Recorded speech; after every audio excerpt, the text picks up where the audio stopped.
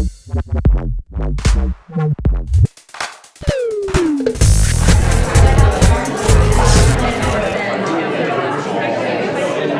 we're gonna get started.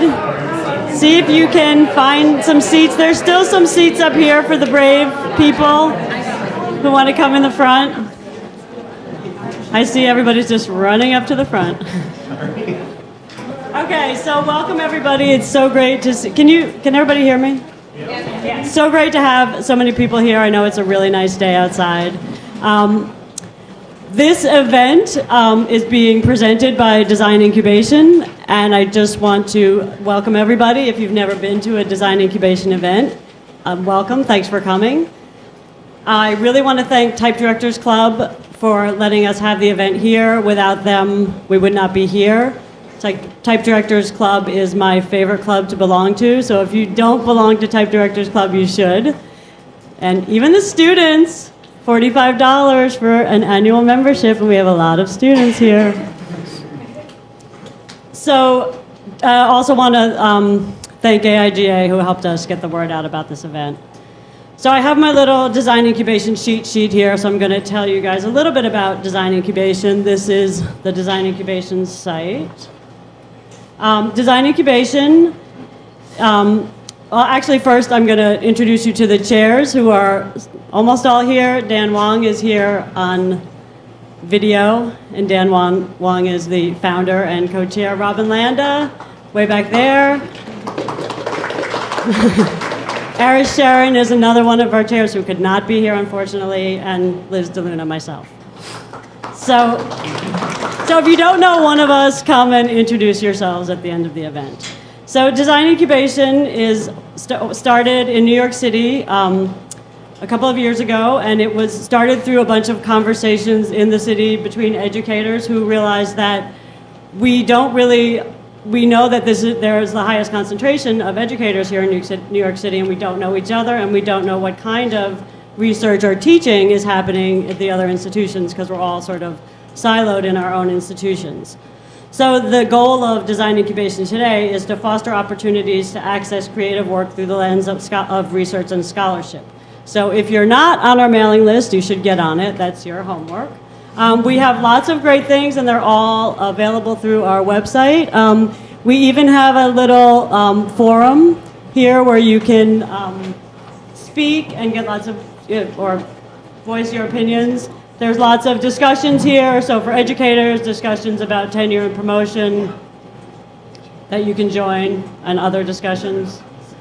We have, right now we also have awards.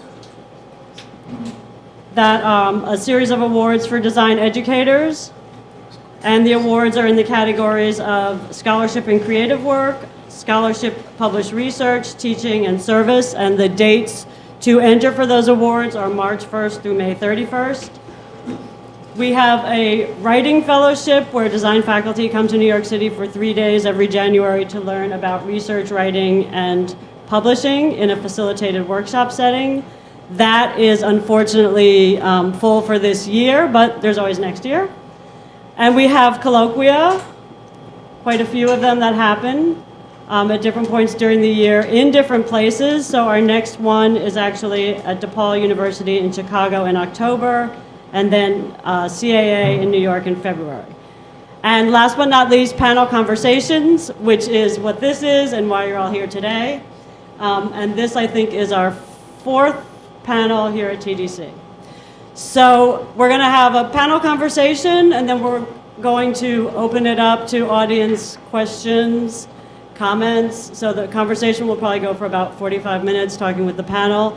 And before we even do that, Peter Lush, who teaches at Lehigh University, is going to talk to us a little bit because he's been doing some research about portfolios.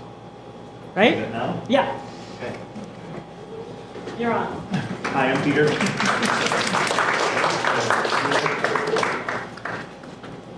So I can project, so I probably don't need the mic, but if you can't hear me, just let me know. So yeah, hi, I'm Peter. Lush is how the last name is pronounced, and I'm a professor of practice currently at, how's that volume? We're good? People in the back? Okay. Could be hired. I could be hired, yes.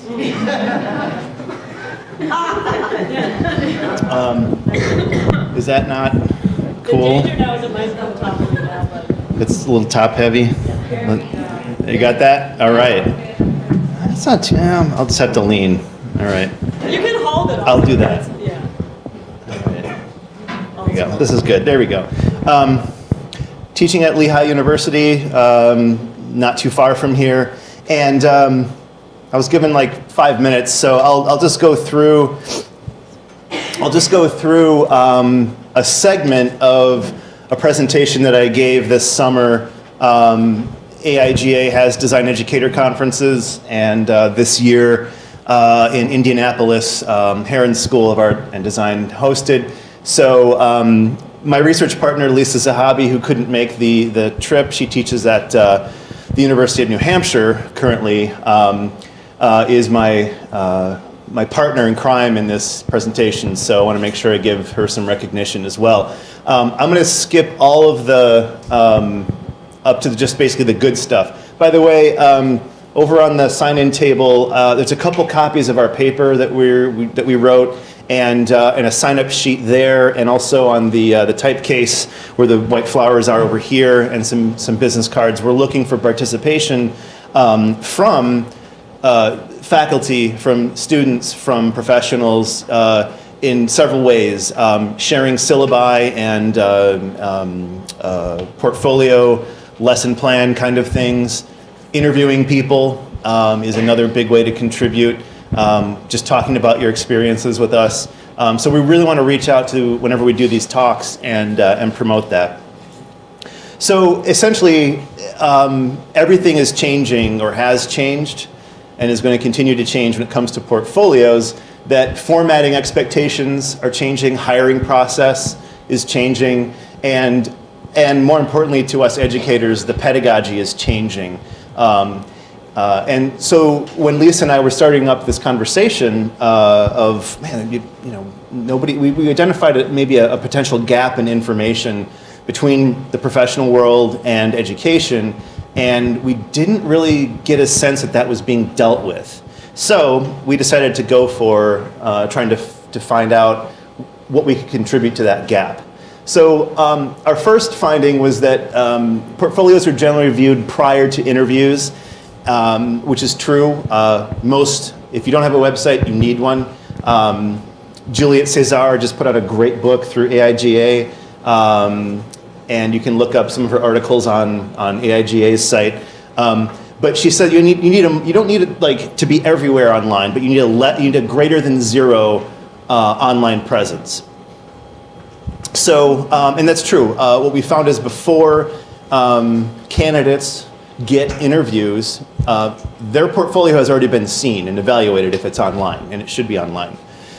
So that means that the second part of this is that the face-to-face interview focuses on the culture and the fit of the candidate, and maybe talking about one or two pieces specifically, but at that point it's really getting the practitioners or the potential employers want to know, how did you arrive at these solutions? What would it be like to work with you? And what else do you bring to the table? Online portfolios focus on work and the designer's role and approach, but the interviews focus on the designer's process and ideas. So in a way, you need to be ready for both. Yes, the pretty pictures are still good in the portfolio. And I came from an undergraduate program, 20, 25 years ago. It was all about pretty pictures, the best materials, the most sumptuous leather on the physical portfolio thing. And you can still do some of that, but I think what's really changed is our directors see right through that, and they just want to know, how did you arrive at this solution?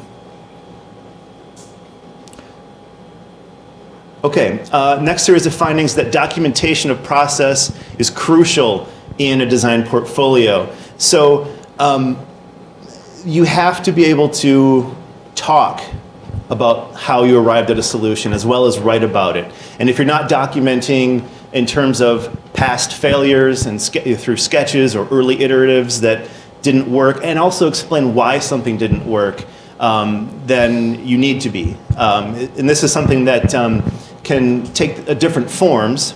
in terms of what you do with that process documentation. Which gets to this next one about iterations of the portfolio. So one of the quotes that we got from an educator was that there's sort of, and there's a lot of students here, and I'm glad, right now we're at a time when you can have a couple different variations of the portfolio. And one is like the internship ready portfolio, which is, as you know, you're still, any sophomores or juniors here? Okay, a couple hands, right? So this is the portfolio that obviously there's holes in it. You have another year, maybe 2 ahead of you. You haven't maybe gone through that capstone course yet, but it's good enough for now. And as long as it's out there and you can talk about your process and you can talk about how you solved your problems, then it's good enough. And then there's also the professional one where you're thinking in terms of strategy of where you want to work more specifically and how to get to the attention of those types of employers. Another way that you can document your process is through case studies. So it's a systematic way to detail process and show your design approach. And as one professional mentioned when we interviewed them, that just state your role, what you did, the end result, credit the team. These can be as long as an article length, at hundreds or even 1,000 words, or it could just be a few brief statements. And when you're writing a case study, you can break it down into a few basic ingredients. You talk about your problem statement. I was tasked with doing this.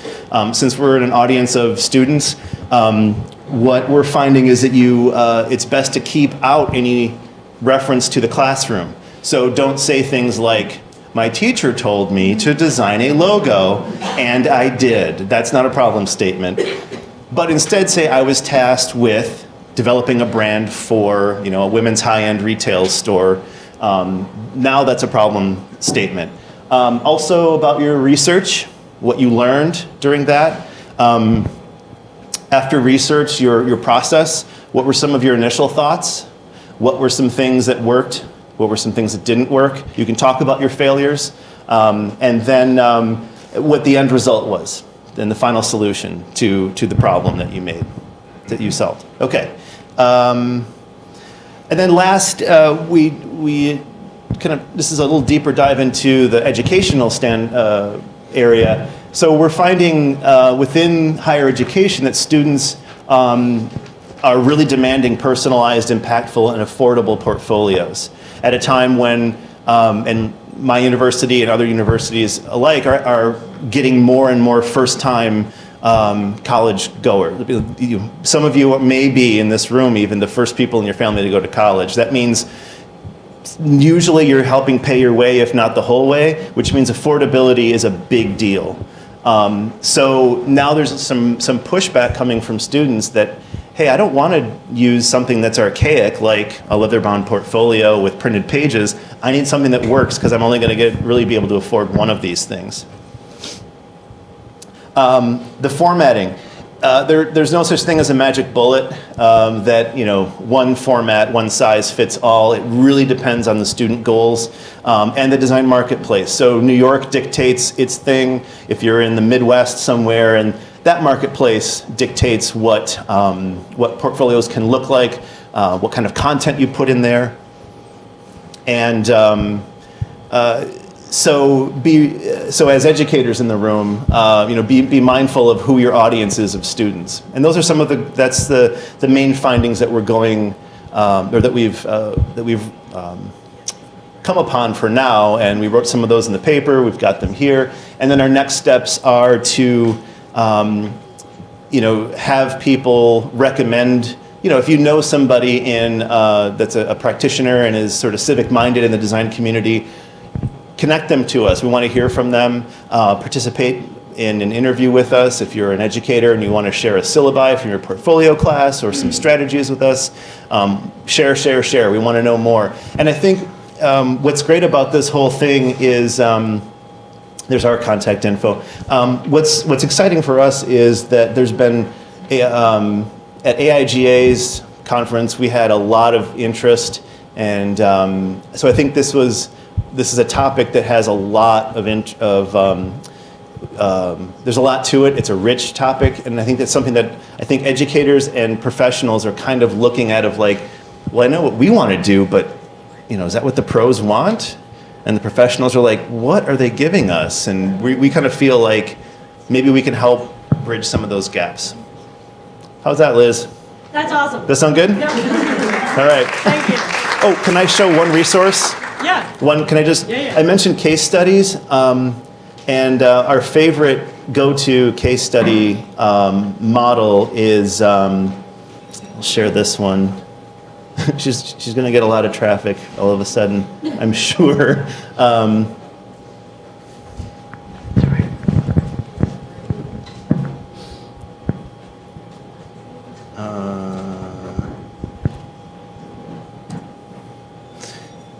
Emmeline Baker is a digital product designer in San Francisco. She writes a little bit for Medium.com, and her website is becoming kind of our model when I show my students a case study.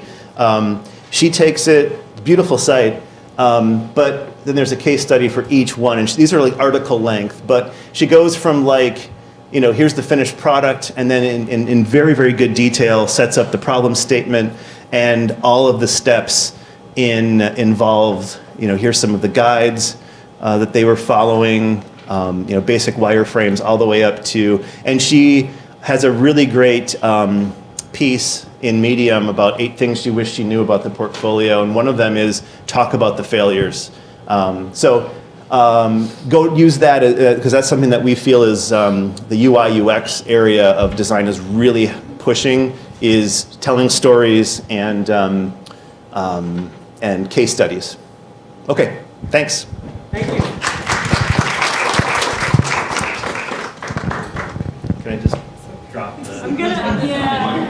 So I invite the panelists to come forward. There's some seats in the front. I'm gonna move the mic. I'm gonna turn the lights on. You could just, I guess, leave the books there.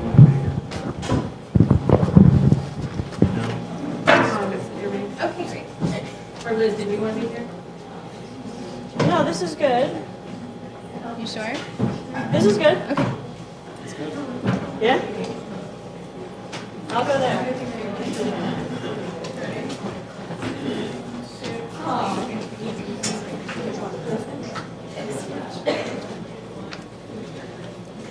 We get the bright lights in our eyes. Is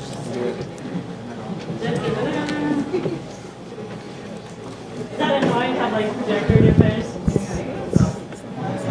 Okay. We don't. Do we need Do we need the projector? No. We're just being too nice. Do you need like finger puppets?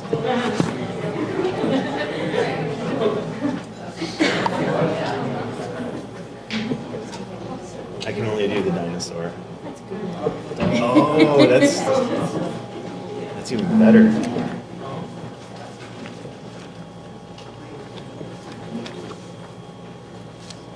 Okay. Are you going to be able to hear us if we don't hold the mics individually?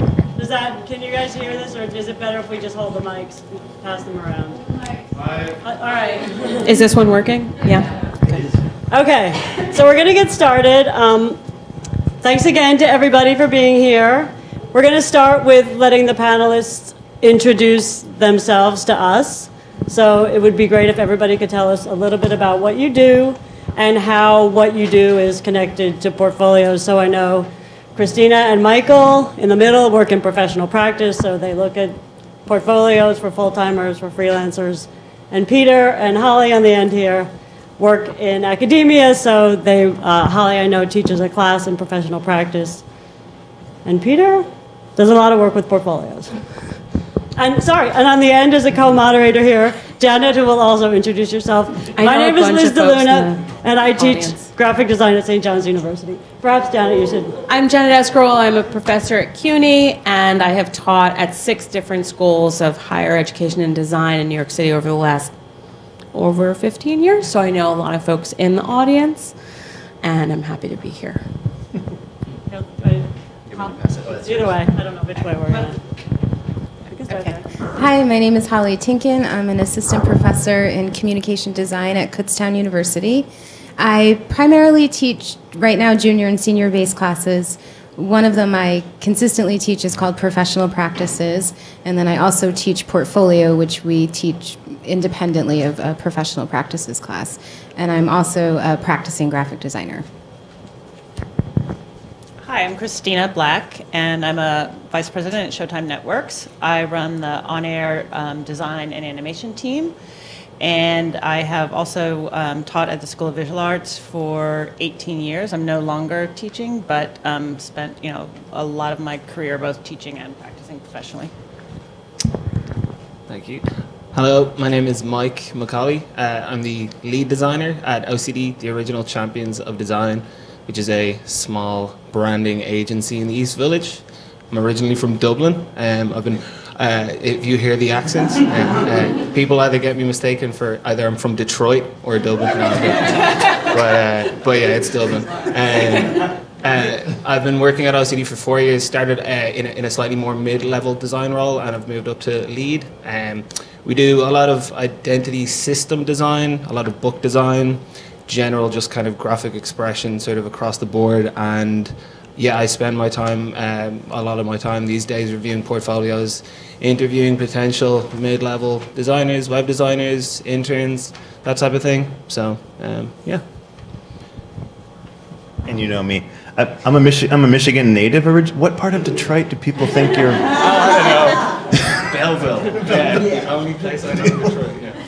I'll buy that. You can use, this one might be easier. Oh yeah. I'll send one back down. Come to Jen.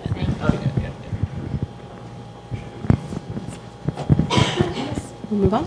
Yeah, you want to? All right, good. So we wanted to know if the portfolio continues to hold important relevance for employers. What form, format, and focus should it take? Peter got into this quite a bit already. But for example, do you think there's any reason for students to still have physical portfolios or books? But I wanted to add, I was recently speaking with someone over at the One Club, and we were talking about the format for your portfolio when you're coming out of university. And one comment I got from somebody who's been there for a long time said, and no Wix websites. And even for, the visual communication students that they want to see that they actually coded their site. And I wondered, is that true? And so I just kind of thought I would add that to that question to give you something else to think about. But I'll hand it over to anyone who wants to take a shot. There's no time really to look at real books anymore is the reality of it. When we're looking for a candidate, there will be hundreds of people who apply. So the reality of having books come in and go back out just does not happen anymore at all. So, the time is really the biggest issue that makes that kind of impossible in the marketplace right now.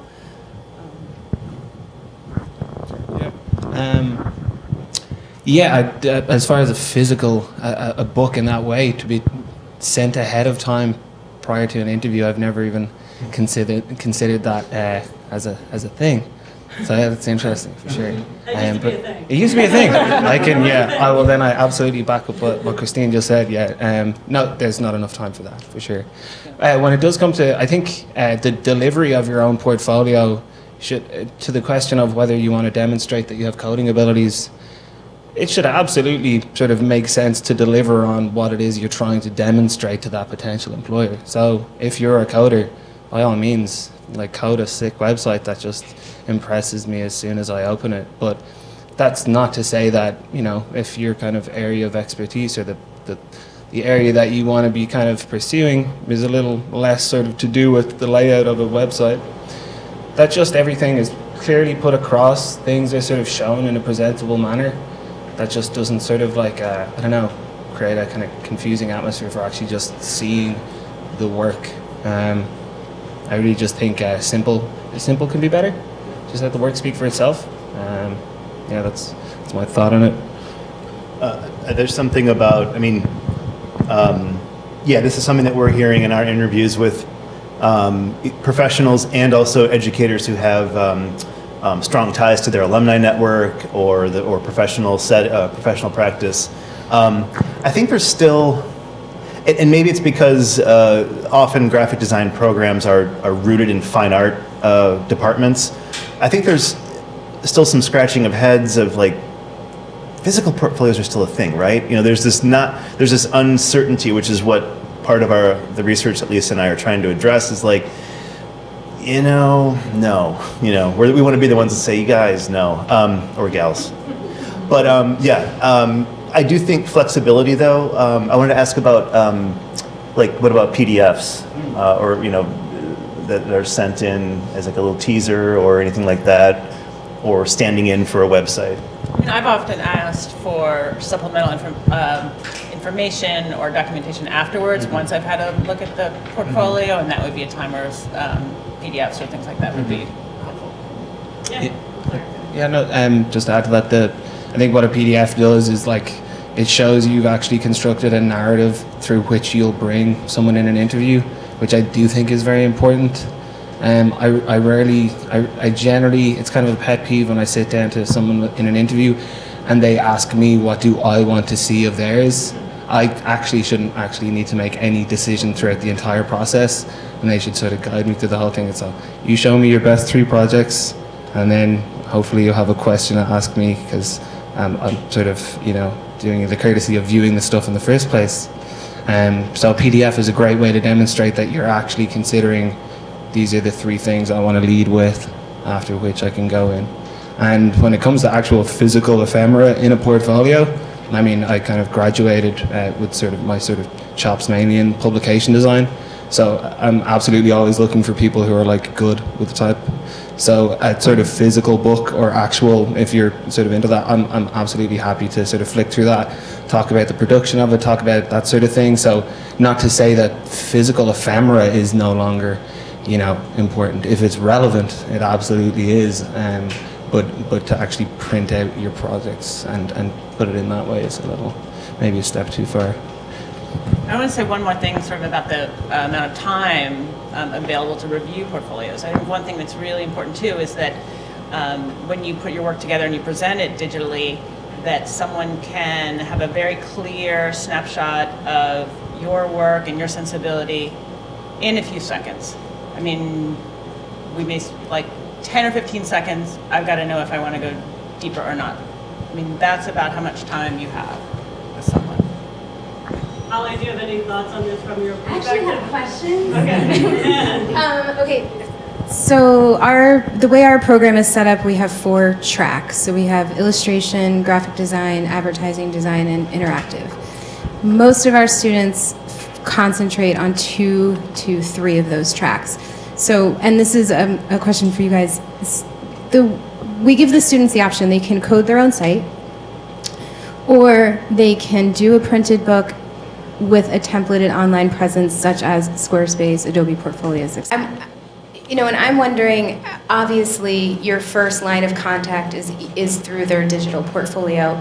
When they're invited in for an interview, do you think any differently of them or their work if they come to you with a printed piece to go through your work with them?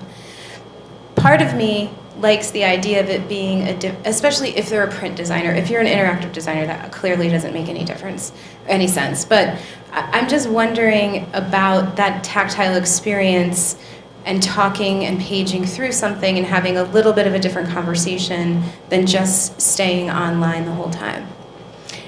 Also to note, to follow up, our students that are either going in editorial or packaging or something, we require them to bring a text-heavy carry-along piece onto the interview so their typesetting skills can be viewed at a detailed level.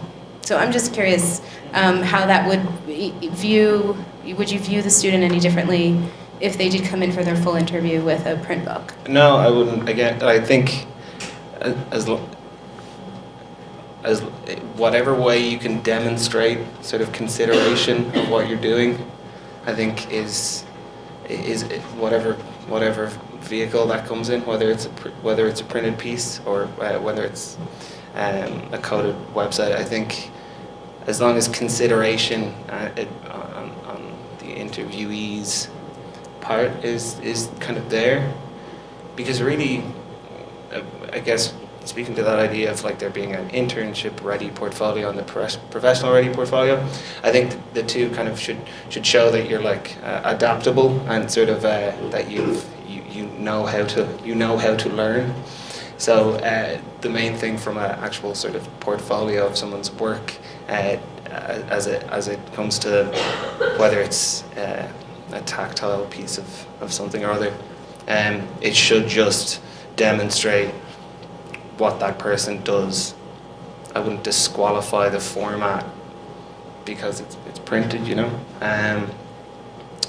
It's because at the end of it, I just kind of want to be sure that this person is like has conceptual rigor. They kind of have a sense of craft. They can speak about their work comfortably and not in a rote learned kind of way. They can kind of be a little kind of comfortable in that atmosphere. And I know this is probably coming, but just that it's almost like the entire experience. You have your piece that we're both looking at, but then it's the sort of interpersonal thing as well. Yeah. So just to that point and to the idea of like, what is the process like? What, especially Christina and Michael, like, what do you see now? What do people come to you with? Like, what kind of format do they bring work in? And do you look at something online first and then decide to call someone in? And then you're both talking about the importance of the narrative and the presentation as being highly important. So what are people showing you, like motion case studies? Is the research and the documentation important? What kinds of things are you seeing? More narrative, more PDF? Yeah, I mean, part of our process is there's a lot of screening that happens before all these things. So generally it'll start with a hiring manager who is not a designer and does not have a design background. They'll do the first screening, and so sometimes that's tricky. So you should be aware that the first screening of your work may not be from someone with a design background. So it should be, you know, very, very clear. And then it may then be screened by an art director in my group, and then the work comes to me, and I'll make decisions about who to have in for an interview. Seeing process is really important, and I don't see a lot of it. Is there a form that you would want to see it in? Well, we're hiring animators and designers for broadcast work. So what we would want to see is storyboards, research. But I think even the research is really important to see. What's that process like? What's the thinking? What's the thinking like? And I don't see enough of that. I have a question on Yeah. that. So, and of course, each employer is different too. Do you straight up ask for it, or do you put it in the job description? We want to see these things, because what on the educator side, I think there's this kind of this blank spot of like, well, and I've heard educators say to their students, like, well, bring your sketchbook just in case. But what our research is starting to identify is that process is probably way more important than it has been, maybe. And if I would love to be able to take that back to schools and say they want to see more process. You were talking about just showing like 3 projects and you know a candidate already, but then it's the process part. So do you identify, or how do you request that from candidates? It's something that we would request later when someone's in final stages, because a lot of people don't necessarily have that. So sometimes that's an additional step where someone will send a PDF or send background information. So sometimes that's later in the process. Yeah. So we require development work as shown in their portfolios. So usually for the interactive students, it takes the form of documentation sites that support the final sites, which I think is fantastic. And then for our students that are primarily print-based, they show thumbnail sketches. Like we usually we have requests to them that they have 2 projects that show full development. But I think that it actually is more important now than ever, because there's so much access out there to pre-designed things.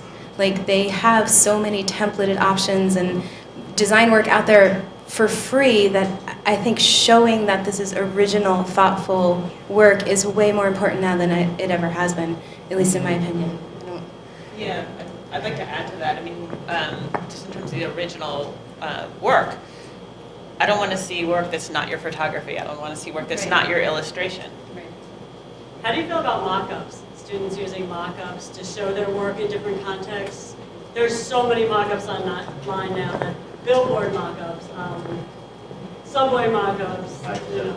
Mobile phone Right, mobile apps, yeah. phone app mock-ups. Sometimes it's hard to tell. Yeah, no, I think that that's useful because that's the reality. I mean, in our broadcast design group, we're also creating the content for digital. We're also creating the content for digital billboards and outdoor. So, yeah, the ability to be able to work in a design system is really important, and that's something else that with students or really young designers we don't see enough of, and we struggle with younger designers, is that ability to understand design systems and be able to work within design systems. So showing that is great. Yeah, I think mock-ups in themselves, like sort of showing the breadth of, say, an identity system in the wild, say, that type of thing, that is absolutely sort of like necessary to sort of show the system. But one of the things I don't like to see is sometimes the same thing repeated on multiple different applications, as if that sort of is implying breadth of a system. It's actually just saying the same thing on different and different things. So, but only applying, you know, one expression of say an identity on a billboard, and then moving away from it where you're actually kind of showing off the system. But then also to the question of showing backup research and that type of thing, if I could just touch on it. I remember when I was sort of in my final year of college and sort of that whole thing, we would have just serious amounts of iterative kind of work for print projects. And that was really more, I think, for establishing that level of rigor and sort of consideration within ourselves as designers, rather than to have the evidence at the end to go and show a potential studio, people that would hire us.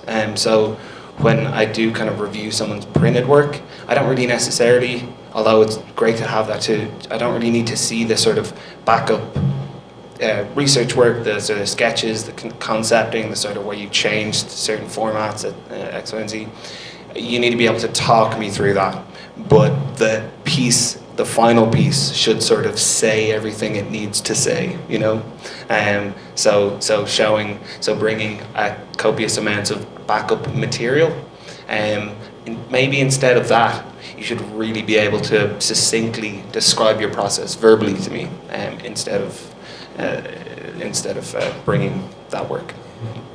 Yeah, I had just something to add to sort of your question about, you know, the content. I think, and this is maybe a little bit more directional for people who are out of school, maybe a year or two, because we just did some hiring for, you know, a candidate at that level. And what was really tough for us to unravel was the role that each designer played on projects, because obviously once you're in a professional environment, the projects are going to be collaborative and there are going to be lots of people playing lots of different roles. So it was really helpful when some of the candidates had done that work ahead of time, where, you know, there was just a short note underneath that, you know, they had been responsible for design, or they'd been responsible for design and animation, or they had done illustration and design, but somebody else had done animation. So having that kind of information, particularly once you start to have some professional work and it's obviously a collaborative effort, is really, really helpful. I had a question back to Holly. What site do you have students publish their documentation, or what vehicle do you use? For your documentation sites? Yeah. What are you using for your documentation site? I think they build it into part of their website, so it's just like a separate page. Yeah, Okay. All right. yeah. Okay. So you mean for? No, that Okay. answers it. I was like, Okay. do they have them set up a blog or something? But this No, is yeah, they something just that's part of include it. their, like a section. Usually of their what they'll online. do, like they might show their final product on a page, like a project page, and then it'll say, like, you know, click for documentation site, and it'll just pull up a new window. Okay. Yeah. Got it. So both of you, Holly and Peter, you teach, do you have articulated portfolio classes in your school? And you also have a class called professional practice that's separate. Correct. And you give the students very specific guidelines about what they should do when they're putting together portfolios? So, Yes. I mean, because I did some I conversation run a about tight this, ship in this portfolio class being class. kind of a dinosaur. I know in our institution we are just not even sure that this class should actually exist. Our class is 8 weeks for portfolio. Professional practice is a full semester, but in that 8-week time, prior to the start of the semester, we meet with our students individually. We analyze their body of work. We select their best 10 to 12 projects. We work with them to talk about edits that they can make to those existing projects, things they can expand upon. Then they write a blurb for each project, so they talk about that. They gather their documentation. They also do their personal branding during that 8 weeks, so they'll design their logo, their business card, usually. And then at the end, it's all done.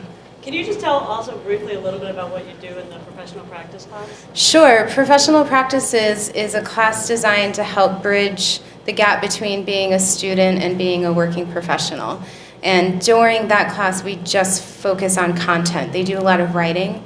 So we start the semester, they do a personal brand worksheet. They write their resume and their cover letter, and the resume is a whole different conversation I would love to have with everybody, but they write their resume and their cover letter. They set up their LinkedIn profile.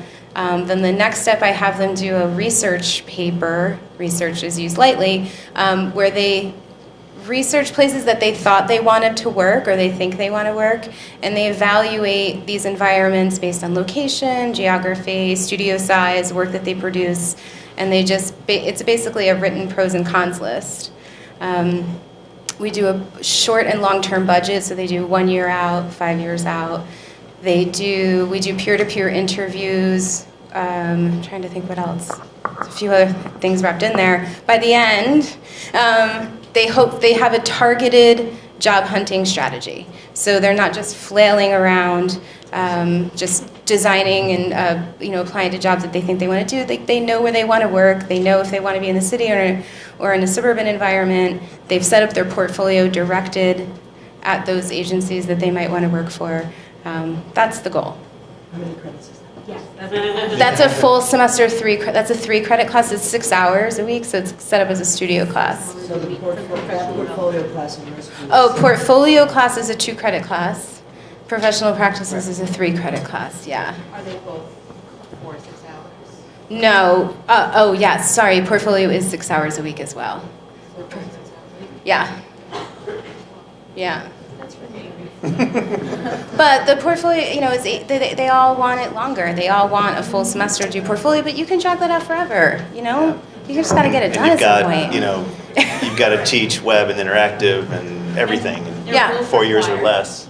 At my school? Yes, every student has to take portfolio and professional practices. Now, there's options for who they want to take for portfolio. There's one professor that just does interactive. I will do both interactive and print-based, it just depends. And then I'm their only option for professional practices. Yes, yes, yes.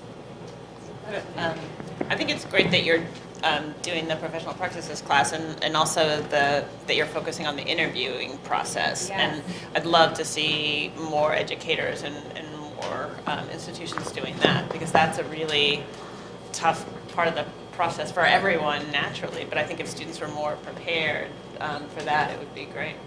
I mean, we were talking about this a little bit before about the importance of the interview process. You want to talk a little bit more about what you look for in the interview process? I think it's confidence, and I know that's tough in an interview. I think it's curiosity and some vulnerability, some authenticity. I mean, that's really what we want to see, because we're gonna, want to spend every day with you, or So 5 days a if you week. get a great portfolio and it's a terrible interview, they're not getting it. There's no way. Yeah, if you're an asshole, then Yeah. there's the door. Yeah, for sure. Oh, No, absolutely. I mean, we had some, this last round of hiring we had some fantastically talented people we interviewed them and we're like, we do not want to work with these people. Because the reality is, as the longer you spend, like when you have like sort of periods of really kind of great chemistry within, at least in a studio setting, you realize a lot of it is just because of like the sort of collaborative abilities of everyone involved. You know, people can take criticism without being offended. People can give criticism without being offensive. Yeah. People are constructive. People are talented at what they do, and in that same way, vulnerable enough to not claim to be able to do all things, and then have it blow up further down the line when it's like, oh, you didn't code this, or you don't know, whatever. So those kind of personality types, it sort of comes down to a slightly more really being a good person to work with. Really, I think if when I left college, I probably would have been more on the side of it's all your portfolio. That is 100% what sort of is the important thing, your work and the quality of the work. But I think the longer I've sort of been out in the sort of big bad world, the scale has definitely tipped more towards just sort of being. That's why when you kind of part ways with certain people who you love working with, you're like, and it's not because you're thinking of the actual quality of the work at the end, although that always has to be sort of front and center. It's because that sort of abilities that you folks had to sort of make stuff together. Yeah, I want to add something to what Michael just said. You know, when candidates are coming in and they're graduating seniors, or they've just been working for just a year or so, we know that you can't do everything and don't know how to do everything. So don't feel that pressure. We want to know what you really enjoy doing, what you do really well, and what you're curious about doing in the future. You really don't have to be able to do it all or know it all. So you're not looking for art director quality, with your entry level, right, candidates, right? Well, I mean, otherwise, you're looking for other people to do that level. But I wanted to add, prior to teaching, I was a practitioner for about 12 years. But just to agree with something that Mike just said.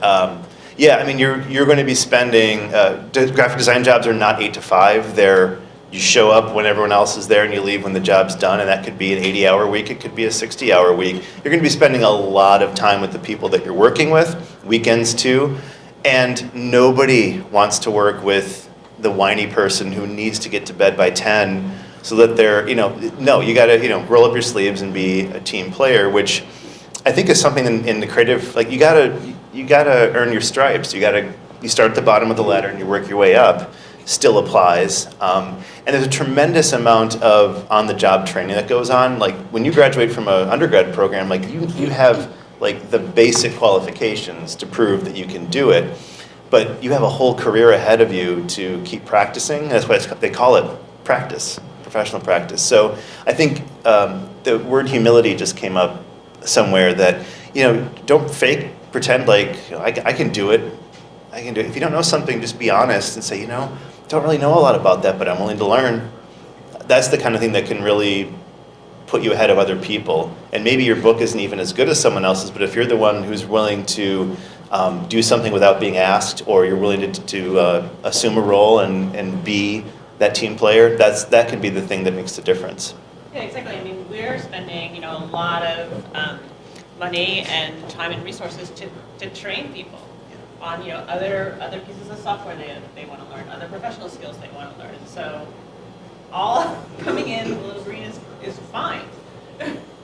I have a question for Christine and Mike. Actually, I have several questions, but one is, since we're in a room that is largely student-based, is there a season of hiring that you observe, or are you sort of filling roles as they become available? And what is that flow like for you on the industry side? Like from posting the job to selecting the candidates you're going to bring in, how long really goes by? Because I have students, that I think might be sending their work a little late for a job that was posted. What is the pace really like, and how many candidates do you bring in for an actual interview on site after scouring the applications? All right, you're gonna probably have to repeat some of that, because there are a lot of questions. Okay, there's no season of hiring anymore. Okay. I think that used to sort of hold true, but, there's no season of hiring anymore. Because it used to be out of sync. June was not a season of hiring. Yeah, I think, well, and I work in television, so yeah, it used to be that summer was slow and you would ramp up for fall. That doesn't matter anymore either, because we're launching a couple shows a month. So that whole idea in network television of a season, that's gone. So yeah, I mean, we're hiring when we have a need, and we're growing like crazy. So we're constantly looking. Even when I don't have a position open, I'm looking. So where are you looking, and what is that like? Do you post and then field responses, or are you always looking somewhere else? Are you scouring Behance? Probably not. I'm not looking at Behance. I look at working, not working. We're looking at LinkedIn. We're looking at a lot of networks. Who knows who? So if there's a really strong designer, I'm looking at who else they know and who else they've worked with before. If there's a really strong animator, who else have they worked with, before? And you're finding that on LinkedIn. I'm finding that on LinkedIn, primarily. Yeah. But I mean, I'm also using Instagram to look for people. And then the pace of, like, there's an opening to you hire the person that's coming in. We have a very different situation than Mike has, probably, because Showtime is owned by CBS. So we're in this huge corporate environment. So our hiring process is very slow. So we'll post. We'll have hundreds of applicants. There's scanning of stuff. Then the interview process, and then even once I've made a decision, then the HR process of background checks and follow-up. So it's a very long process. So students shouldn't feel discouraged, like, I haven't heard and I don't know, and it's a really long process, and oftentimes that process is stop and start because we might be so busy that we can't have candidates in, or we might be so busy we can't look at work. So it's a long process for us, but I don't know. I mean, it might be really different for you guys. Yeah, it would be different for sure, but I think as it relates to people sending in their work, I think what we do is we'll generally just not have an opening, but we're constantly collecting the interesting stuff. So it's not like we're not considering the work that's being sent to us at all times. We are. It's and the sort of the interest in working at the studio.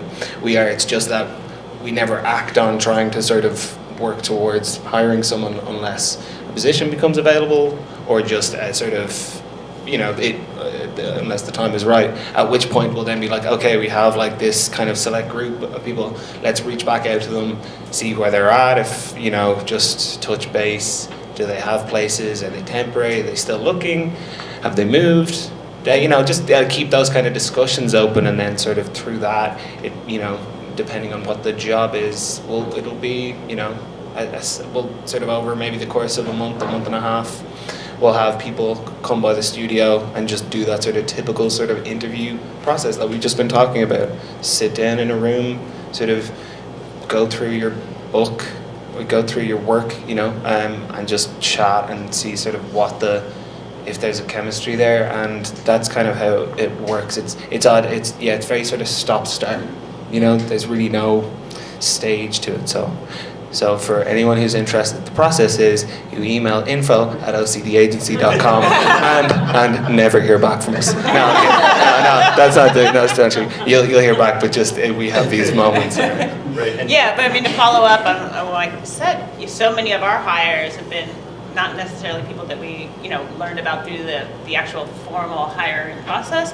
There's somebody that we met earlier on an informational interview, or a meet and greet, or an email introduction from somebody. And so that kind of networking and communicating is really, really important, because oftentimes we're hiring people that we know and reaching out, it's like, hey, any chance you'd be interested? We've got an opening. So a lot of that's really important. And the other thing, and this really applies more for freelancers, which we also have a large team of freelancers.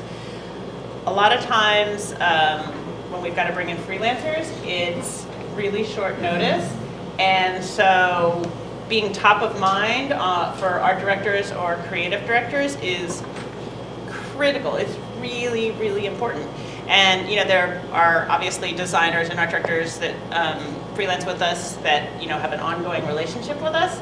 And we are always so grateful when we get that email from them that says, "Hey, I'm light the next couple of weeks. Let me know if you need help." I mean, for us, we're just like, "Oh, thank you."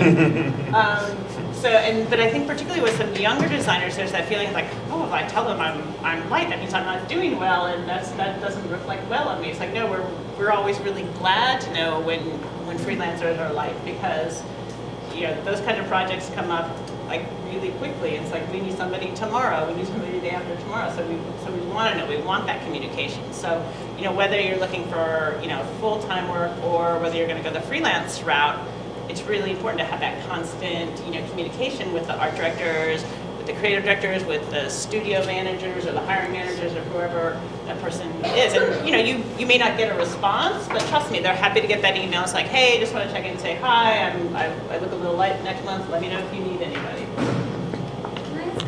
My students often ask, after they've gone through the interview process, they send the thank you card or email, and they don't hear back, and I get it because you're busy. How much follow-up is too much follow-up? Like, when does it start to get annoying? Is it after 2 emails? Is it after an email and a phone call? Do you ever let candidates know that, just let the candidates know that you've interviewed, like, we've gone another direction? Because that would bring a lot of relief, and I know, again, you're crunched on time. I'm just curious, when does annoying become like, now we're not going to hire you because you followed up too much? Every 5 minutes. Did you get it yet? Yeah.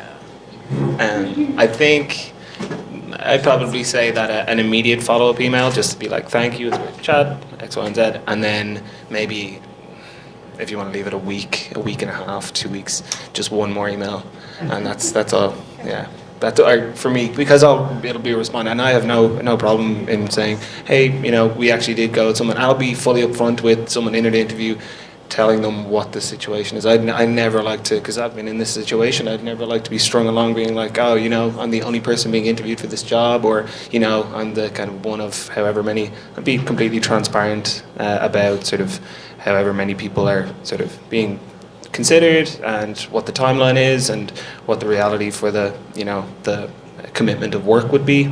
So one follow-up, and then one sort of another email, just a little nudge, I think. And also a little printed thing. I was like, "That's nice." It's like, I was kind of like, "Oh, look at this." Yeah, no, I love to get the physical thing, especially if that's something that the designer has designed. Right. Even if it's just a postcard. Mm-hmm. And it's a postcard and it's a photograph or For sure. whatever. Just having that little physical thing is awesome. Yeah. No, that's great. And then one email sort of thing. Yeah. Not too heavy on the emails following the interview, for sure. Yeah, and also just to follow up on that, once that sort of, if you are able to just have like a good experience with someone, a good interaction with someone in an interview, like even in New York, the whole design community is really not large, so people are talking at all times, and like Christine just said, sort of this idea of like there being quite a networking is just so prevalent towards all of it. So it's like, if you kind of make an impression, that word can travel. If you are sort of good portfolio, didn't work out for this particular opportunity, you can sort of be passed along to someone else who is looking for, does have an opening for an internship or a junior designer position and that kind of thing. So it's like it's never like just over. It's always just, the more interviews you go to, just keep that going, that kind of, because it all adds to in the right direction. Yeah, I have a couple of things to add. I mean, we'll often pass candidates around, in the company. So someone may not be a good fit for broadcast, but they may be a good fit for print, or they may be a good fit for digital. So, that's absolutely true. So, like, keep that communication. And another thing, like, when we have, the top candidates, I will, always offer my email to them, offer the phone number, and tell them that if they have questions, I want to hear from them. Because if we're in that final selection and final hiring process, if you come up with questions like, I really want to know, because I want the hire to be as good for the candidate as it is for our studio. So you should really, consider that and take advantage of that. And even if people don't offer it, you guys should make sure that you're walking into a good situation for yourself as well. 'Cause, I mean, that's really important. So, you want to add something? Yeah, just about the design community being only, I mean, even though you're in a major design market like New York, like, in fact, I was just talking with some people beforehand, like the graphic design community is only so big, and then even like the educator community is like, molecular. So the point is, your reputation precedes you. So again, maybe you had a great book and a great experience as maybe a freelancer, but there was no full-time work available for you after. You're still a good or great designer, and if you will get good recommendations from other people. Also, if you're an asshole, that will precede you as well. Of like, oh, yeah, they're. So kind of work that to your advantage too, because even I don't know how this works. Maybe with like private firms.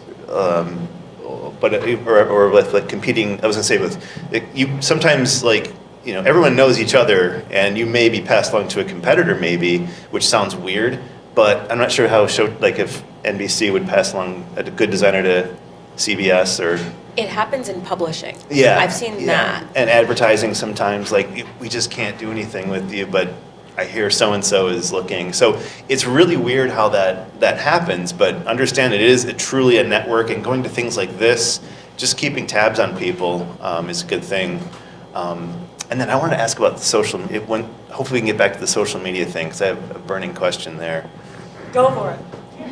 No, this is something that came up in our research, especially from people who've been hired in the last, I would say, 5 years, is that social media is now another branch of the portfolio. And it's a place where, and I wanted to know if, like I think Christina, you had mentioned this, Christina? Yes. Had mentioned this as well. And it's a place I've seen, the examples that we've seen in our research, it's a place to just have like that Instagram feed, especially Insta, that's just like your place to put a weird sketch, like, oh, I was just doing this today, just put it out there. Because it's that extra thing that shows who you are outside of your business professional environment. Someone else might even put in like pictures of their cat and whatever they're doing on their weekends, with some curating there. Not everything you're doing on the weekends, and then throw in the creative stuff too, just to kind of show like, hey, this is who I am, and that stuff's really important. And I just wanted to see what the response was from pros. Do you mean just personal social media, or social media what is Yeah. also used as a part? Like, I know a lot of our Well- students have social media aspects of their projects. Oh, So no, they I don't mean, do a social media as a way to self-promote. Think of it as another channel for your portfolio. You've got like your website, you might have your documentation out there, and then you've got this other side of you that's just other things. Maybe it's side projects. I wanted to see what was said about that. Yeah, I mean, I think it's sort of a case-by-case basis on that, as to what advice I could give or impart anything on it. I don't think I could speak with any authority on it. It sort of comes down to the person. I particularly wouldn't, it wouldn't be a go-to sort of consideration in looking at someone's work. Having said that, you're like, oh, why do you have like 13,000 followers on Instagram? It's like, that's an interesting, you'd want to know why, and if the work is on there and that type of thing, it's definitely add to the sort of broader sort of consideration of it. But yeah, it's definitely a good point. I don't know, Christina, did you have any kind of?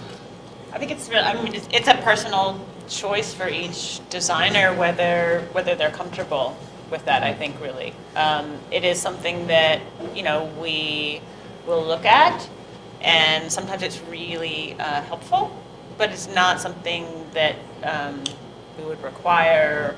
But yeah, I think it's really a personal choice. a question.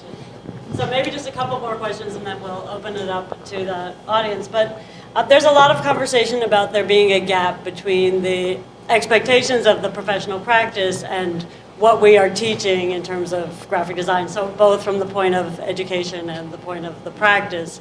Do you think that this is the case? Do you think that this is happening? And a couple of things, like, do you, from professional practice, do you look to schools as being a place that you would be pools for hiring? I do know on one of our panels here, someone from professional practice stood up and said that she felt that students were not prepared for professional practice, and why were they so unprepared? I've also, at one club event, a recruiter said that she actually felt, and this is a bit of a tangent, but she felt that looking at something like a poster design or a very simple graphic design skill was really a good measure for the kind of work that someone can do, because it's a very simple way of seeing if someone can tell a story, if they can use type, if they can use image. So sort of going back to saying, like, yes, there is importance in some of the basic formal skills. But there's so much conversation about there being a divide. I'm just curious what people think about that. I think the biggest divide that I see, and I really saw this because I taught at SVA for so long, and then I was, practicing professionally at the same time, was that the students were not prepared for the pace. Projects that they may spend 6 or 7 weeks on in school, they would have 3 or 4 days to do professionally. So, the pace is something that students were, not prepared for. And also, just the collaborative, fluid environment of projects. Like, students were not ready to let go of ownership. I mean, in our studio, it may start with this person, and then it gets pushed over here, and then it gets pushed back there, and it's all over the place. And that's not because anybody's screwing up. It's because priorities are changing constantly, and that's true for designers on a project and for animators on a project. And what we're trying to do is get the best work out of the studio every day, and have the best people on the best parts of projects. So when we've got someone who feels too tightly connected to something, it's tough. So that's another thing that we see with younger designers and animators. Are you reviewing resumes as you're looking at portfolios? And it's really, it's just for student, like, first year out. I know as you get on, resume doesn't weigh as much, but are you able to tell the type of designer based purely on their visuals, or are you reading their experiences and are you seeing what they've done? Maybe they're a student athlete and they went to school full-time. Maybe they worked full-time and went to school full-time. Like, does any of that background knowledge go into bringing them in for an interview, or is it just based on their portfolio? Just so you're aware of, like, the process that we went through the last time we were hiring, everything was through LinkedIn. So I had a recruiter that went through on LinkedIn and made selects for me, and then within the LinkedIn interface there's a way that I can make comments on them. So all I saw were LinkedIn profiles. Once there were final candidates where I was going to interview, some of them had resumes, some didn't. I asked for a resume on one because there wasn't enough information in the LinkedIn profile. So yeah, it doesn't have the kind of weight that it did before, but we do want to see that other information in a LinkedIn profile if there's not a resume. Yeah, I think the resume is sort of good to glance at, or from where we come, like, pretty good to take a glance at, but sort of wording of a letter and that can be telling, as far as one's ability, poor grammar or like excellent grammar, or just ability to an ability to articulate is pretty. I don't know. That's sort of invaluable in like any kind of field of communication, I feel. Our studio personally wouldn't, I don't think, have so much on the LinkedIn side of things, but very much sort of consider the language in a resume or language in an opening letter, and then just a sort of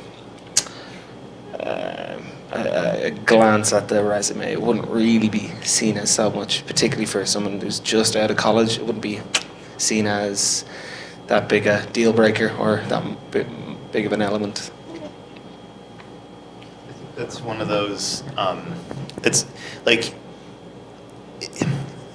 again, the resume alone, and I'm kind of speaking both from I have both my educator and my pro hat on. But yeah, like individually, like a resume by itself isn't going to get you the job, or just that social media thing, or maybe an outstanding book. It's kind of all these things in concert have to be working as a package of things. So like in your experience, you were sharing about like the process of hiring through Showtime. Like the resume is vitally important for the hiring manager.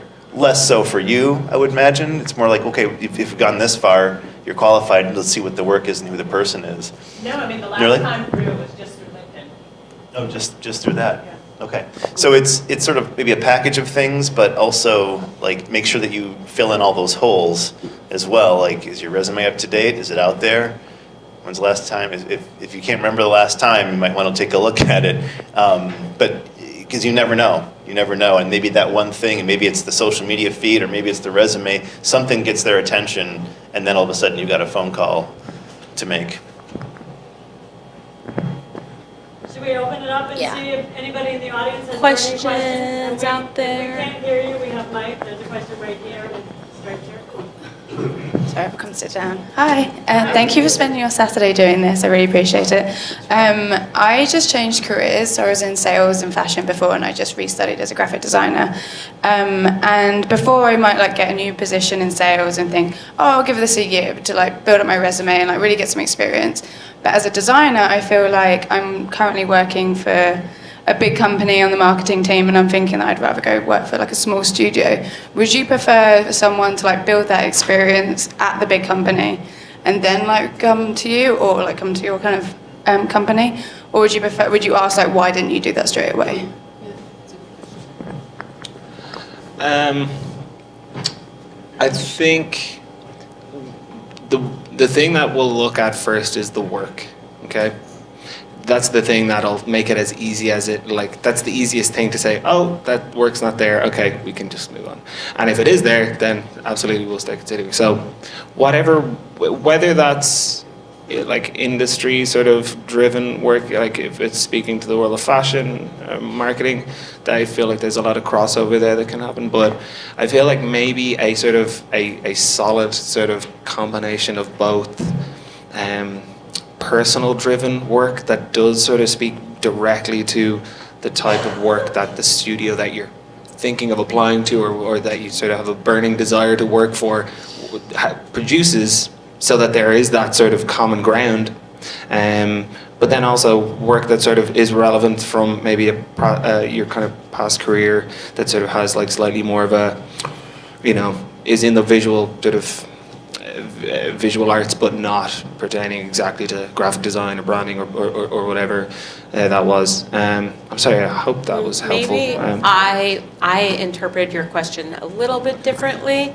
I was raised, my parents very specifically said, whatever job you're doing better be on that resume for 1 year. It was just hammered home years ago.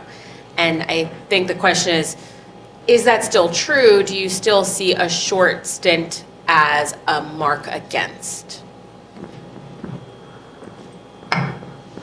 I don't think so, not anymore. I mean, especially since, So I'm freelance, so I know that you wouldn't have that perception of someone if it said like freelance graphic designer. yeah.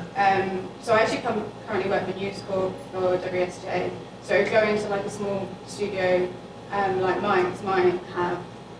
No, I think it's really what Mike said. It's about the work. It's really about the work. And I think, another thing that you reminded me of is that I think that there are times where seeing personal work is also really important, particularly when candidates have been working at a large agency. I saw some candidates recently who had been at, like RGA or advertising agencies, and they'd been at these big agencies, and they were very junior, but there was very polished work in their portfolio because obviously that was the final product, and there were probably multiple art directors on that project and a creative director and a client, and so of course it's very polished work. And it's within a very regimented brand system. If it's so especially if it's for major brands. So if that's the case, it's like, okay, great. You can work with a team, you can take direction, but it doesn't tell me much about what you can do. So in those cases, I really want to see personal work, and I don't care what it is: printmaking, photography, screen printing, whatever it is. I want to see personal work. So I think it's really important to be doing personal work, whatever that is, and to offer to share that, especially when you're more junior. I kind of think that's the reason, I don't know, that's why I'm a huge fan of Instagram, because it gives you that platform for self-initiated, it gives you that platform for self-initiated projects. And also, if you're in, like you said, an industry or a job where you don't have a huge contribution to a graphic program, like this is a moment to let yourself shine a little bit. Yeah, and you mentioned Instagram. Like, there's even some of those, like, make a thing a day kind of themes. Almost Inktober. Yeah, or that. Right. Or Jessica Hish had the drop cap a day, but something that can just be a prompt for you to make stuff. Designer Aaron Draplin, he's in Oregon. He has a great thing that he said in one of his presentations at AIGA that, like after 6 p.m., you can design whatever the hell you want. You're off nobody work. You're working until at least 8 p.m., at least when places I work. But the point is, on your free time, you can make your own stuff and to make your own stuff. Something about that too that I think in the education side is, students will ask questions like, well, I take photography too, or I like to draw or paint, and there's a bit of a struggle there of how to answer that. So this is helpful to hear. But I think for students, it's like make sure that if you're showing illustration, that you don't push it so far that you're looking for illustrator work then, or you still want to be a designer. Make sure that your narrative is, I want to be this, but I'm also, I want to be a designer or a video or whatever it is. And on the side, I do these things. It just kind of helps build that character of who you are. Yeah, one of our recent hires was, he came from, a really strong studio, and he was junior, and so, the work that I was reviewing was clearly work that the entire studio had worked on.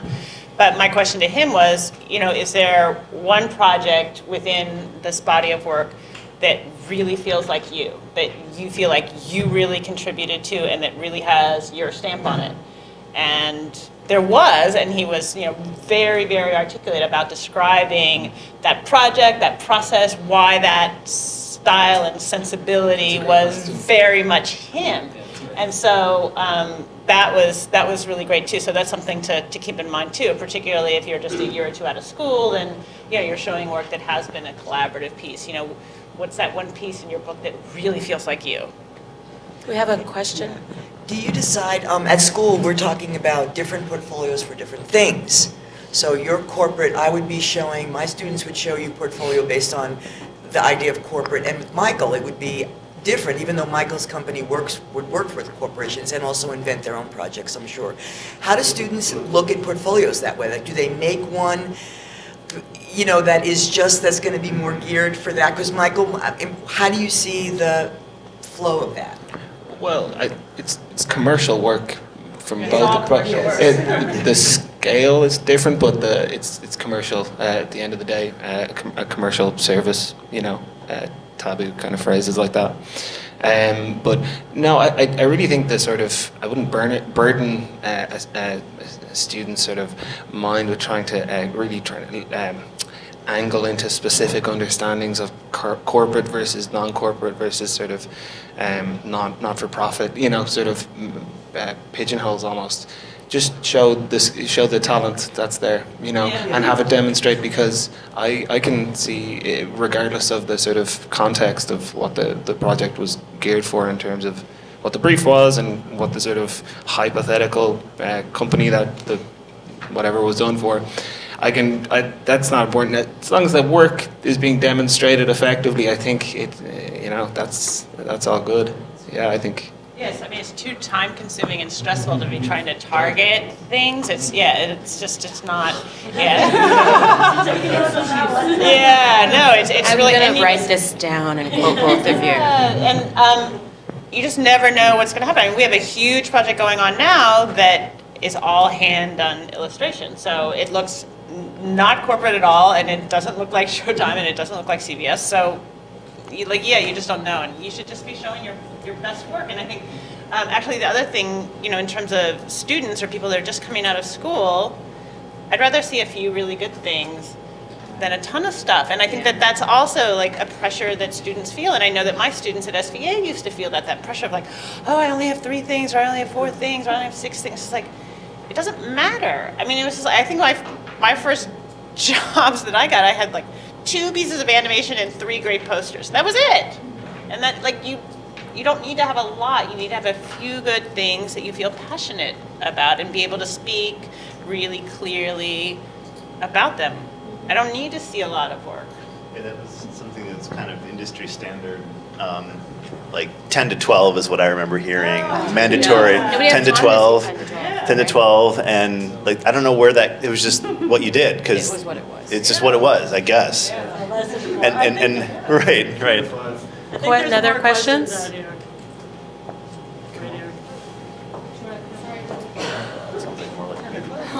No, I like.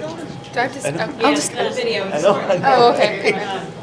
Hi, thanks for coming on a Saturday. I recently just graduated, so I really like that you guys have been talking about that kind of being a little kind of on the other side of like in between, because I feel that like when you graduate, it's just like you have everything, but also like kind of nothing, but also like something. So it's like kind of a very broad range.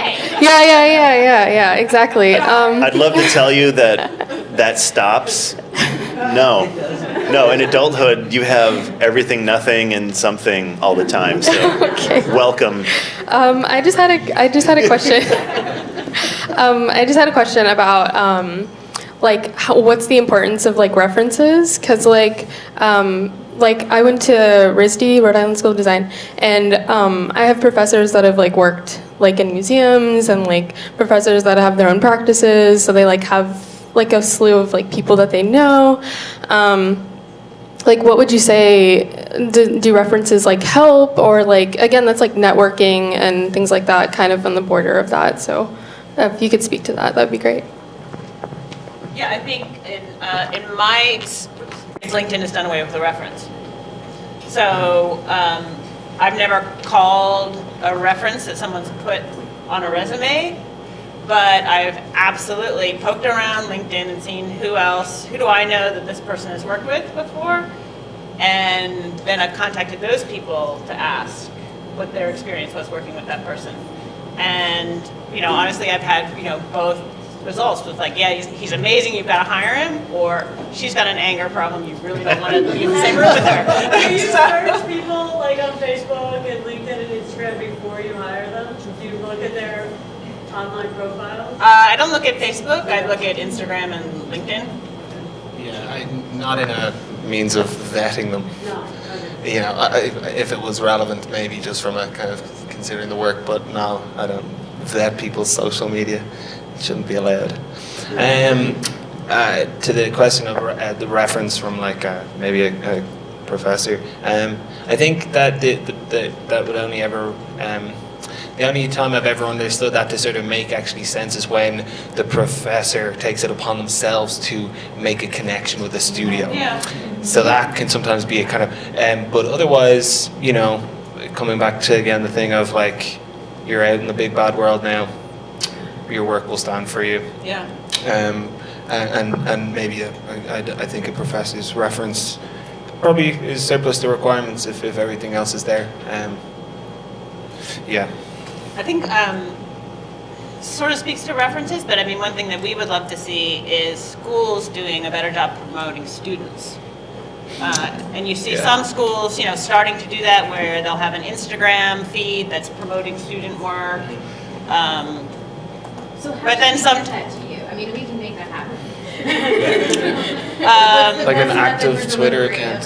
Well, it's an email that says, I guess it's an email that says you have this and a link into the Instagram feed. And some schools have started doing that, and they'll promote the students and then link to the students' pages. And that's a really great way to really quickly see stuff and go through stuff. So I would love to see schools doing a better job of promoting students in a really organized, quick, efficient way. Portfolio review night, which is really great. We bring like 60 agencies, studios to come and do like quick interviews and view their portfolios, which is helpful. But we're also 2 hours out. Can't hear any of that. Yeah. I was just saying that at Kutztown we have a portfolio review in May where we invite between 45 and 60 studios and agencies to come and look at the students' work, which is, I think, incredibly helpful. Also, a little bit of a less stressful interview process for them, and they get to practice and wear their dress-up clothes. Get ready. More questions on here, like. Is that only for your seniors? Correct. We do it just for our seniors that have finished portfolio. And I would say probably maybe 50% of those places are usually hiring, usually. I saw 2 more hands up there. And some. Yeah. I can come from it, so I have 2 questions. Maybe you guys with questions should come line up here, and then we'll just go through them. 5 Come empty on up. seats. Come on up here. Bring your questions up. We're not scared. Woohoo! So I'm a senior at Parsons School of Design, and I have a degree in the BBA program, which is Strategic Design and Management. When I'm looking for jobs at design consulting agencies, let's say for a strategist, they require us to submit a portfolio. But being in a management role, we don't really have content as a graphic designer. So what do you think is like, what should we put in our portfolios? Like, what is the content, what projects, and like, how should we display it? I don't know. I mean, maybe that's case studies. Do you have case studies for projects that you worked on as a student? So it's mostly like presentations and conceptual work that we do, but So maybe it's links to the decks. so just like whatever the project deck is, and And you may need to do like an abbreviated version of the project deck so Right. you can get through quickly. But because that's the kind of work you'll be doing. Yeah, you need, I think, supporting what has been said about that's your narrative, and this is something the research that Lisa and I are doing. We actually titled it Beyond the Portfolio because I think there's this, I don't know, maybe it's a fine art, graphic design context. We think of portfolio and we think of this. It's only visual work, but it's just an assortment of work that sells that demonstration of your skills, and so maybe. That's where I was just thinking of the case study model of like setting up your narrative of like, well, here's the role I played, here's the kind of a breakdown of some of the work that came out of it. That sounds like a perfect place for it. But I mean, be brief about it. Just maybe a few sentences or a few paragraphs should do the job. Interject quickly while we're talking about narrative, and Dan Wong would know about this too. George Garastegui is hosting a really great workshop at City Tech about owning your narrative, right? Sure. Yes, he is. George Garastegui is going to be having a really great workshop hosted through AIGA. Okay. I don't know if it's DEC or if it was the Inclusivity Diversity Council, but he is doing a great event that students should go to about owning your narrative. It is on a Tuesday night in early October, and I can look it up, but I just wanted to give it a plug because it looks like it's really great and it's about this topic. Okay. Yeah, and just further to that, I wouldn't have any anxieties over going in with strategy case studies if that's the work that you've been doing. That's the currency that you are going to be trading on. So don't even question it. That's what you go in with, and it's by that. It's the quality of that and how you can speak to it that you'll be, sort of considered for work. Yeah. And my second question was, when you're looking at resumes and portfolios, I know the average time for a portfolio, resume is like 10 seconds. So how much time do you guys spend on? every year. Yeah, it's like, yeah, and then now I think it's like 8 seconds now, probably. So like, what's the average time you guys spend on portfolios or like one single project on the portfolio? In an interview or beforehand? I think beforehand. Oh, maybe a minute. I don't know. It's pretty fleeting. I don't know if you'd be surprised, but you kind of get as much as you need to get pretty quickly, just from at least as it pertains to design. Maybe strategy might be a little more nuanced in certain areas as far as the reading, but yeah. Yeah, I mean, obviously, strategy is going to require more of an investment. But when I'm looking at visual work, it's maybe 10 seconds. And then I know if I want to go deeper. But in 10 seconds or less, 5 seconds, I know if I want to go deeper. Thank you. Right. And I just double checked, it is actually on October 2nd, Tuesday. It's free, and it is called The Unique You, Owning Your Narrative.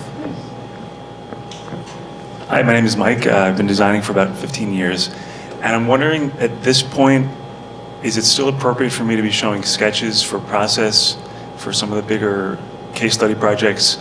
And also, I'm getting the sense that I've always just had a print portfolio up until recently.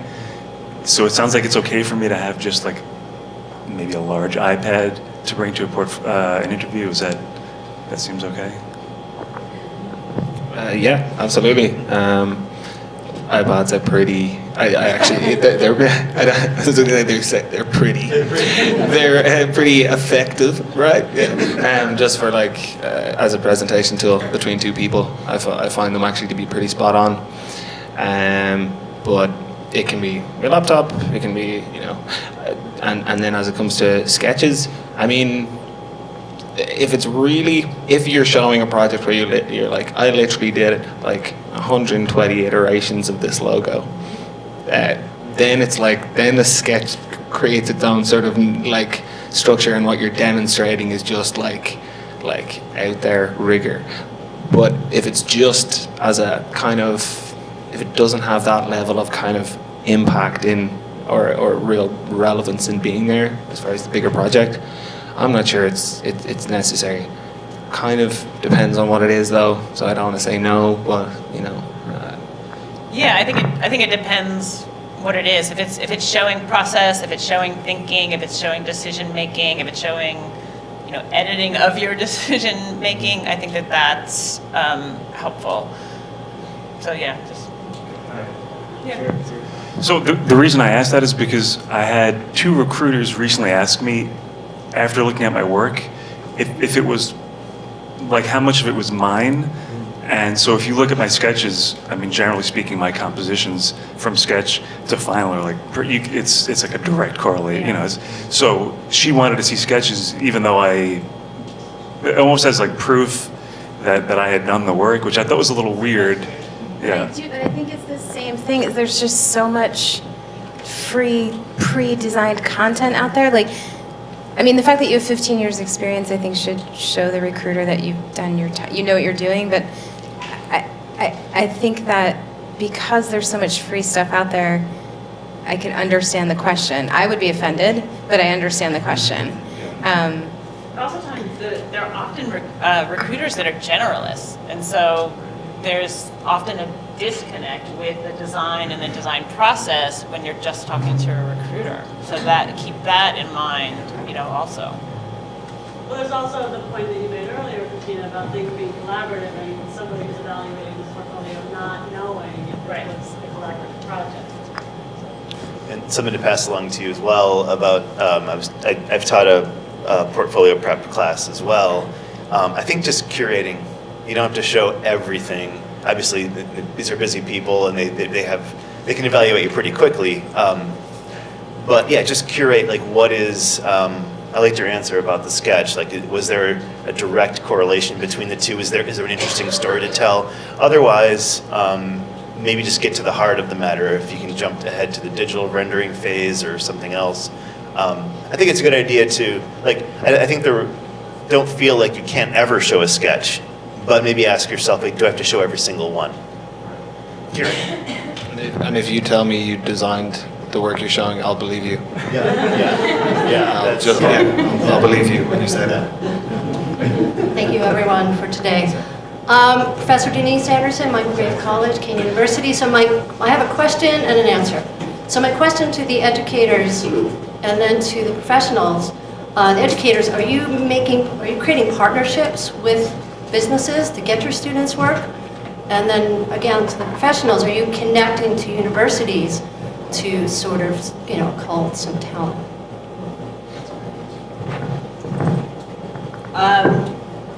We struggle to connect to universities. So we don't know who to contact, we send emails, we don't hear back.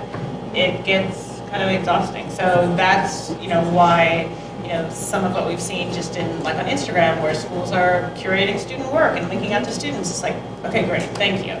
So yeah, it's been a lot of work to create relationships with schools. It hasn't been profitable. This is actually really, and I think because I've sat in these faculty meetings before, where we're like, should we tell, should we tell CBS that we're like, they're not going to come. It's a Friday night. They'd rather be in New York than come out to Bethlehem, PA.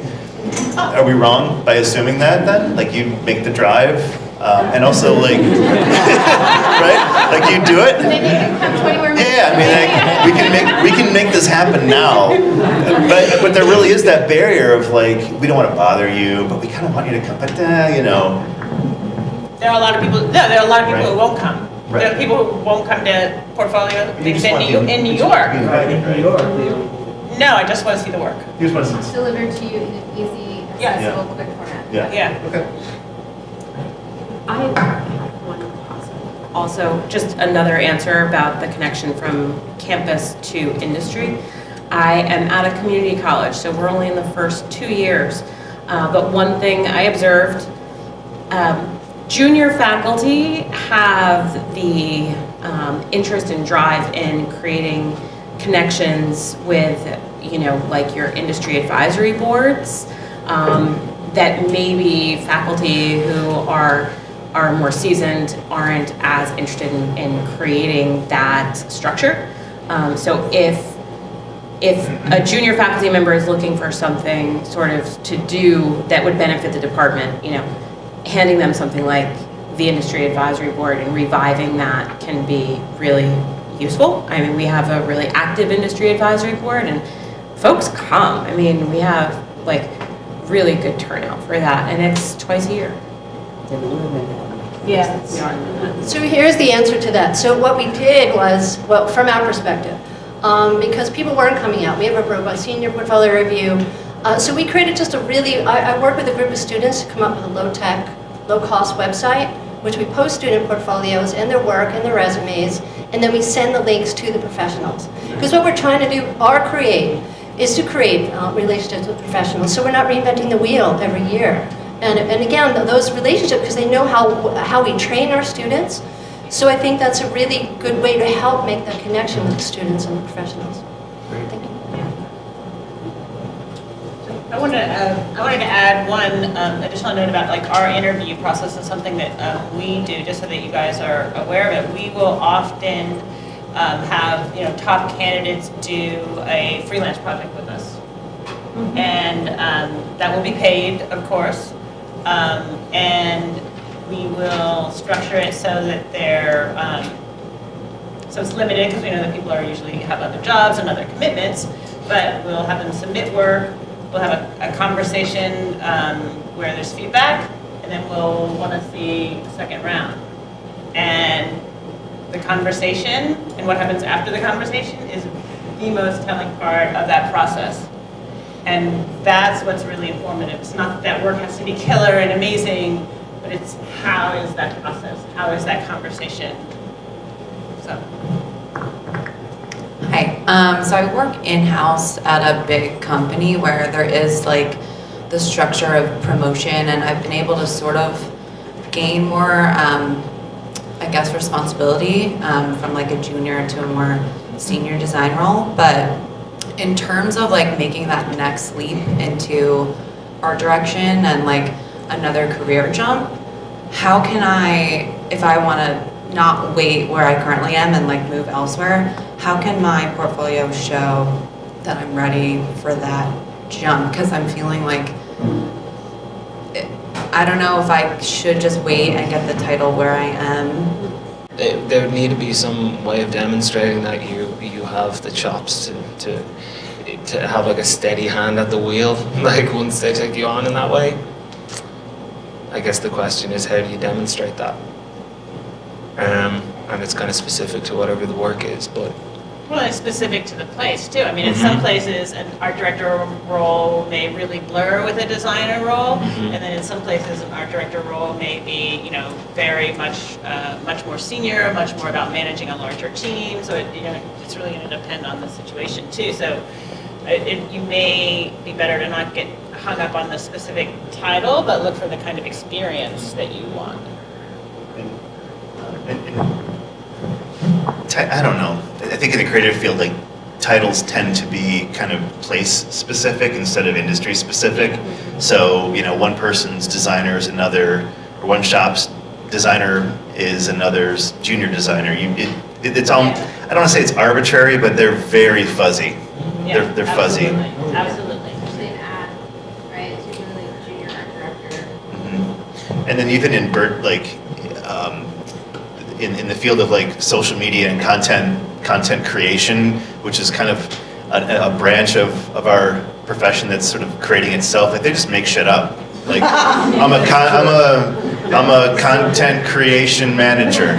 They just, because they have to give somebody a promotion, right, and call it something for value. So don't read what she said. I'd also, if it was something you felt really strongly about to the people you work for now, in like your next review or whatever, be like, hey, I need more responsibility.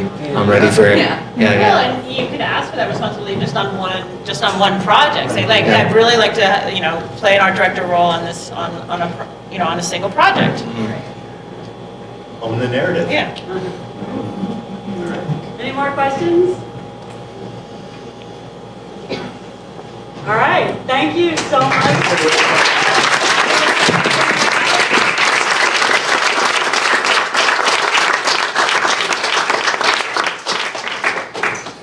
We're all still around. If you have any further questions, you can glom.